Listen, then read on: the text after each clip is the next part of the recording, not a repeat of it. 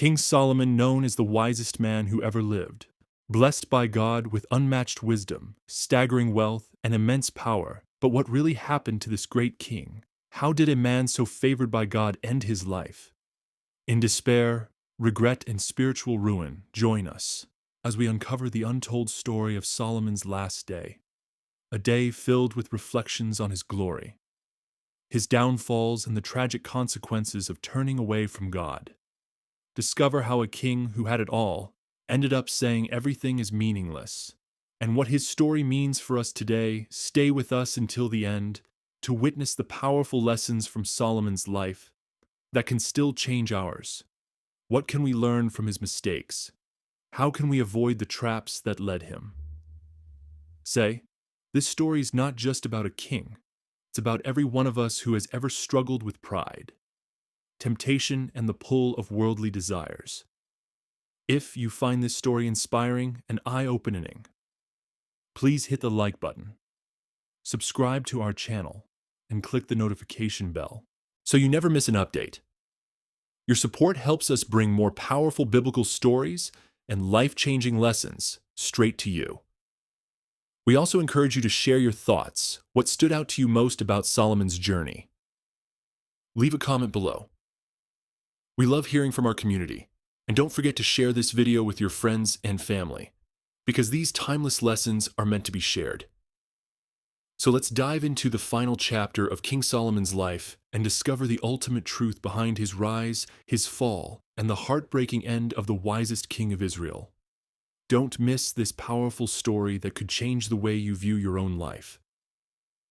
Let's get started. King Solomon began his reign with incredible promise. He was the son of David and Bathsheba, chosen by God to ascend the throne of Israel. After David's reign, from the very beginning, Solomon's journey was marked by divine favor and guidance in 1 Kings 3:5.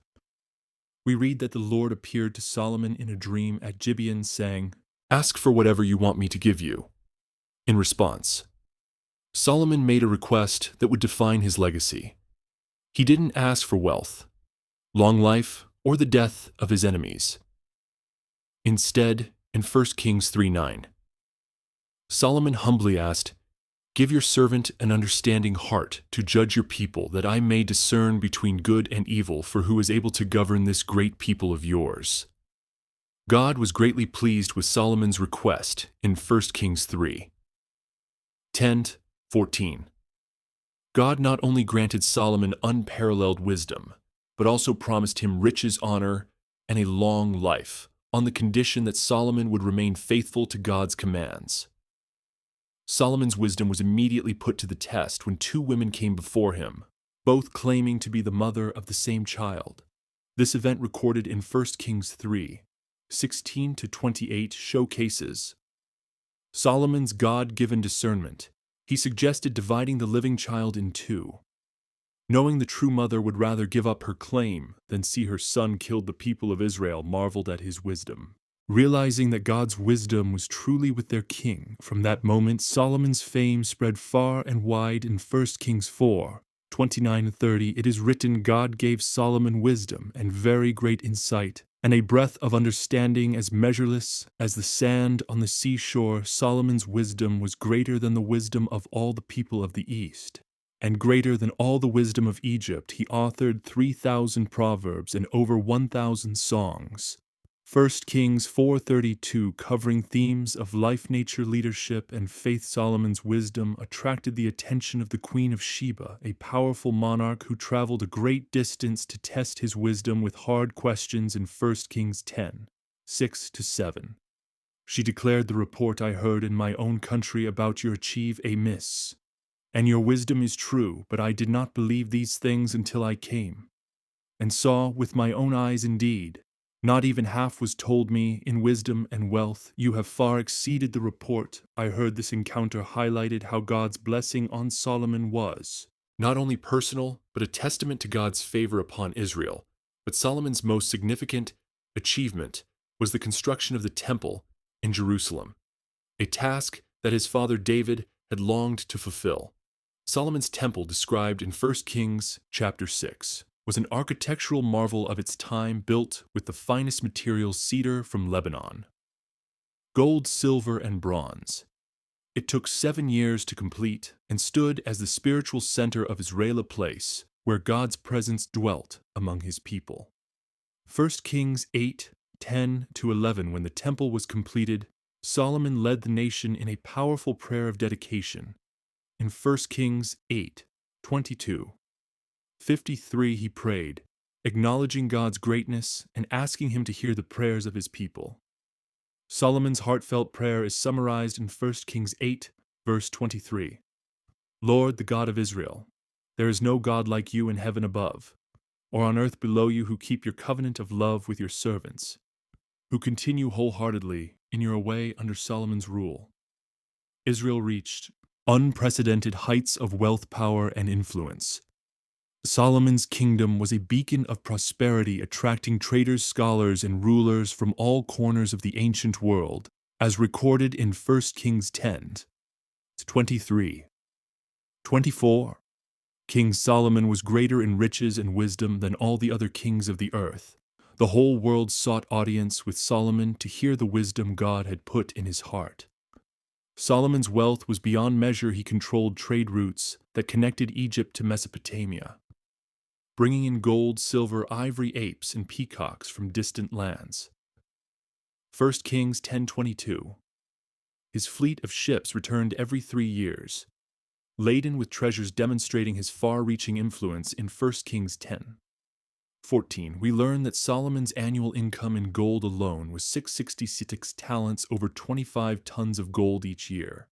Solomon's throne was unlike any other, described in 1 Kings 10:18-2, that it was made of ivory and overlaid with pure gold, with 6 steps, each flanked by 12 lions, one on each side of every step. It was a symbol of his unparalleled power, and there was nothing like it in any other kingdom. The lavishness extended beyond the palace. In 1 Kings 10, verse 21. It is noted all King Solomon's goblets were gold, and all the household articles in the palace of the forest of Lebanon were pure gold. Nothing was made of silver, because silver was considered of little value in Solomon's days. This illustrates the sheer abundance and opulence of his reign, where even silver was seen as commonplace and unworthy. Yet with this immense wealth came temptation. Solomon's power and influence led him to form alliances with surrounding nations, often sealed through marriage. The Bible tells us in 1 Kings 11:1-2 that Solomon loved many foreign women, including Moabites, Ammonites, Sidonians, and Hittites, nations the Lord had warned Israel against intermarrying with, for they would surely turn their hearts after other gods. Solomon took these warnings lightly. He had 700 wives, princesses, and 300 concubines. 1 Kings 11:3. These marriages were more than mere political alliances. They were a direct violation of God's command in Deuteronomy 17, verse 17, which instructed that the king must not take many wives, or his heart will be led astray. As Solomon's reign progressed, the influence of his foreign wives began to take a heavy toll on his spiritual life. The Bible tells us in 1 Kings 11:4, as Solomon grew old, his wives turned his heart after other gods, and his heart was not fully devoted to the Lord his God as the heart of David, his father, had been, despite all the wisdom God had given him. Solomon allowed his love for these women to overshadow his devotion to the God of Israel. Solomon's disobedience manifested in the construction of high places, altars on elevated grounds where sacrifices and worship to foreign gods took place. He built altars for Ashtoreth, the goddess of the Sidonians, a deity associated with fertility and sensuality, directly opposing the holiness of God. 1 Kings 11:5. He also constructed high places for Kosh, the god of the Moabites, and Moloch, the god of the Ammonites, whose worship included child sacrifice, a practice detestable to the Lord. 1 Kings 11:7-8. These actions were not just acts of cultural acceptance. They were direct violations of God's commandments in Deuteronomy 12:2-3. God had specifically instructed the Israelites to destroy all high places dedicated to other gods, not to build new ones. Solomon's actions, therefore, were a flagrant disobedience of God's clear commands. The tragic irony of Solomon's story is that the very wisdom he had asked for to discern between good and evil was now overshadowed by his moral compromises. He became entangled in idolatry, something God had warned Israel against since the days of Moses in Deuteronomy 7:3-4. God had commanded, "Do not intermarry with them. Do not give your daughters to their sons or take their daughters for your sons, for they will turn your children away from following me to serve other gods." Despite these clear warnings, Solomon's heart was drawn away. His divided loyalty stands in stark contrast to his father David, who despite his own failings remained devoted to God. God's anger towards Solomon was not hidden. The Lord had appeared to Solomon twice, first at Gibeon, and later in Jerusalem, reaffirming his covenant and warning him to walk faithfully in 1 Kings 9:6-7. God had said, "But if you or your descendants turn away from me and do not observe the commands and decrees I have given you and go off to serve other gods and worship them, then I will cut off Israel from the land I have given them." Despite these warnings, Solomon's heart was hardened. He continued to build shrines and engage in idolatrous worship. 1 Kings 11:9-10 records. God's response. The Lord became angry with Solomon because his heart had turned away from the Lord, the God of Israel, who had appeared to him twice. Although he had forbidden Solomon to follow other gods, Solomon did not keep the Lord's command. Solomon's tragic turning away serves as a cautionary tale. The man who had everything, wisdom, wealth, and divine favor, allowed his heart to be seduced by the allure of foreign gods and the influence of those around him. He traded his devotion to God for the acceptance of his wives and the idols they worshipped. The God who had blessed Solomon so abundantly now pronounced a severe judgment upon him in 1 Kings 11:11. The Lord declared, "Since this is your attitude, and you have not kept my covenant and my decrees which I commanded you, I will most certainly tear the kingdom away from you and give it to one of your subordinates." This prophecy signaled the beginning of the end for the united kingdom of Israel. The once glorious realm that Solomon had built with God's blessing was now set on a course toward division, conflict, and strife. God's judgment was swift and decisive, yet tempered with mercy for the sake of David, Solomon's father. God would not tear the kingdom away during Solomon's lifetime. Instead, the full weight of the consequences would fall upon his son, Rehoboam. 1 Kings 11:12-13. God's judgment was a direct consequence of Solomon's unfaithfulness. Though Solomon had been chosen by God, his heart had strayed too far. In 1 Kings 11:29-31. We see a powerful illustration of this when the prophet Ahijah met Jeroboam, one of Solomon's officials, outside Jerusalem. Ahijah took hold of his new cloak, tore it into 12 pieces, and said to Jobo, "Take 10 pieces for yourself, for this is what the Lord, the God of Israel, says. See, I am going to tear the kingdom out of Solomon's hand and give you 10 tribes on the last day of his life." King Solomon, once the wisest and wealthiest man on earth, sat in his palace reflecting on the splendor that had defined his reign. His life had been filled with incredible achievements, wisdom that astounded nations, wealth beyond measure, and a kingdom that reached the zenith of its power under his rule. But his final moments were not filled with the joy of those accomplishments. Instead, they were marked by a deep sense of loss, disobedience, and regret. Solomon's reflections are captured poignantly in the book of Ecclesiastes, a work often attributed to his later years. In Ecclesiastes 1:2, Solomon laments, "Meaningless, meaningless, says the teacher, utterly meaningless. Everything is meaningless." These words echo the emptiness that Solomon felt as he looked back on a life that had strayed from its original purpose. Despite his immense wisdom, he had lost sight of the God who had given him everything. As he sat in his palace, Solomon's mind wandered through the years. He remembered the day he dedicated the temple, a grand and sacred structure built to honor the Lord. 1 Kings 8, he had prayed earnestly for God's presence to fill the temple, and God's glory had descended like a cloud, affirming his pleasure with Solomon's work. But now Solomon's heart was far from those days of devotion. In Ecclesiastes 2:10-1, 11, Solomon reflects on the vanity of his pursuits. I denied myself nothing. My eyes desired, I refused my heart no pleasure. My heart took delight in all my labor, and this was the reward for all my toil. Yet when I surveyed all that my hands had done and what I had toiled to achieve, everything was meaningless, a chase after the wind. Nothing was gained. Under the sun, Solomon's wealth had allowed him to indulge in every possible pleasure he built. Grand palaces, planted vineyards, amassed treasures, and even imported exotic animals. He had hundreds of servants and musicians to entertain him.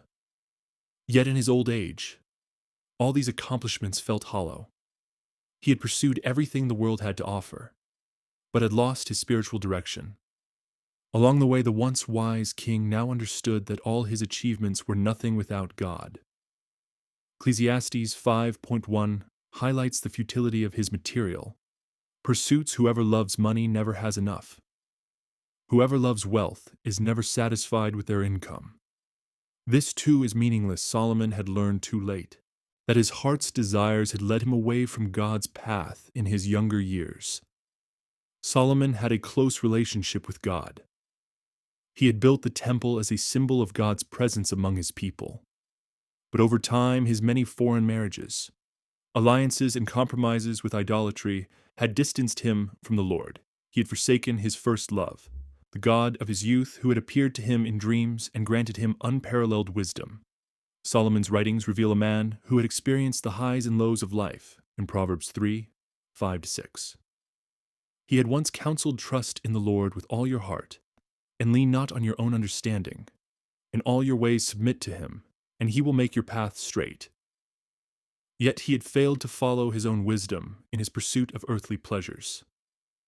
He had leaned on his own understanding and strayed from God's straight path in Ecclesiastes 12-13. Solomon gives a final piece of advice that sums up his reflections. Now all has been heard. Here is the conclusion of the matter. Fear God and keep his commandments, for this is the duty of all mankind. These words, written at the end of his life, capture the essence of what Solomon had come to realize, that obedience to God is the only true path to fulfillment. Solomon's final day was a somber reminder of the fleeting nature of earthly pursuits. He had been granted the greatest of gifts, but had squandered them by turning away from God. As he faced his last moments, he understood that his wisdom, wealth, and power were worthless without a heart devoted to the Lord. In Ecclesiastes chapter 7:29, Solomon expresses a poignant truth. This only have I found: God created mankind upright, but they have gone in search of many schemes. Solomon, the wisest man of his time, had fallen prey to the schemes of his own making. His final reflections serve as a warning to all who seek fulfillment in the things of this world rather than in God. Solomon's story is a sobering lesson on the importance of staying true to God. His last day was not marked by celebration, but by deep reflection on what he had lost. He had started with so much promise, yet his final years were clouded by regret. The wisest king who ever lived had learned the hard way that no amount of wealth, wisdom, or pleasure could replace a heart fully devoted to God. May we take to heart Solomon's final words and remember that our true purpose lies not in the pursuit of earthly gain, but in fearing God and keeping his commandments. Solomon's legacy reminds us that life's greatest treasures are found not in what we build for ourselves, but in the relationship we maintain with our Creator. The last day of King Solomon's life was not marked by the joy of victory, but by the sorrow of a life that had strayed from God. Let us learn from his mistakes. It's not how you start, but how you finish that matters. May we all strive to remain faithful to God until the very end. Thank you for watching. If you found this video enlightening, please like, subscribe, and share, and remember the true wisdom and comes from following God with all your heart, mind, and soul.